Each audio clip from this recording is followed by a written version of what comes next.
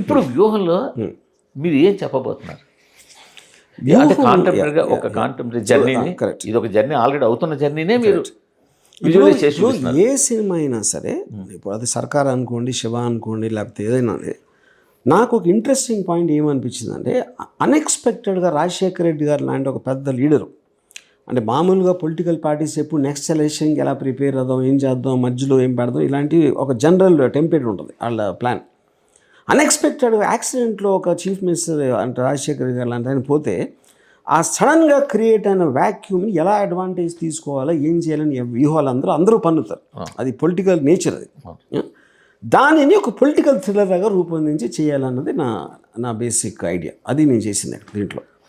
So దాంట్లో మీరు ఇప్పుడు హిస్టరీ రాసిన హిట్లర్ ఆ జనరల్స్తో ఎలా మాట్లాడాడు, ఏం మాట్లాడాడు, లేకపోతే హిస్టరీలు అంటే ఆ టైంలో ఫోటోలు కూడా మనకి ఎక్కువ దొరకని టైంలో ఇంకా అంతమైన బ్యాక్ వెళ్ళినప్పుడు మీరు సినిమా తీస్తే ఏం చేస్తారు, వాళ్ళు హ్యూమన్ బీయింగ్స్గా మామూలు మనకు తెలిసి మనలాంటి మనుషులే. అప్పుడు వాళ్ళు ఏం మాట్లాడుంటారు, హిట్లర్ అసలు సెకండ్ వరల్డ్ వార్ స్కెచ్ ఎప్పుడేసి జనరల్స్తో ఏం మాట్లాడని దానికైతే డాక్యుమెంట్ అయితే ఉండదు కదా. కానీ సినిమా కొన్న మీడియం కొన్న ఎఫెక్ట్ ఏంటంటే, అది నిజంగా హిట్లర్ లాగా ఉన్న ఒక అతను మాట్లాడితే అప్పుడు మీకు తెలుస్తుంది అది ఏంటి అనేది. కానీ ఆ మాట్లాడింది నేను అబద్ధం చెప్పలేను కదా. నేను more or less big political figures వాళ్ళందరి థాట్ ఏదో డొమైన్లో ఉంటుంది.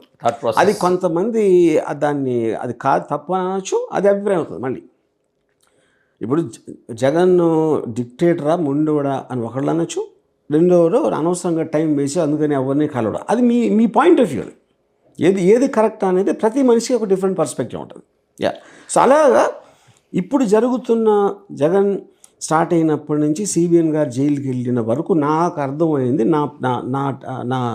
నేను నమ్మిన విధంగా చేశాను సినిమా. అది బేసిక్ పాయింట్. అదే బేసిక్గా మీరు చెప్పే 2 పాయింట్లు. వర్తమాన రాజకీయాల్లో ఉన్న సంఘటనలు కావచ్చు, పాత్రలు కావచ్చు, మీకు అర్థమైనది కరెక్ట్, మీరు నమ్మింది పర్ఫెక్ట్. 2 అది వ్యూహం సినిమా అంతే. ఎందుకంటే హిట్లర్ జనరల్తో ఏం మాట్లాడింది, హిట్లర్ తాలూకా మెంటాలిటీని ఆలోచించి మీరు కరెక్ట్ సేమ్ థింగ్ ఎక్కడ కూడా చేసింది. హిట్లర్ ఎలా అంటారు.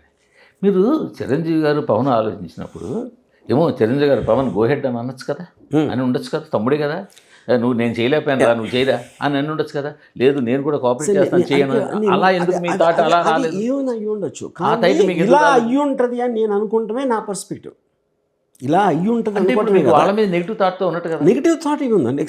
పొద్దున్న లేస్తే మనం ఏం మాట్లాడుతాం ఎవరితో అయినా సరే, గ్రేట్ ఆంధ్రలో ఏం రాస్తారు, 70% నెగిటివ్ ఉంటాయి కదా. అదే మీరు ఎవిడెన్స్ చేయలేరు కదా.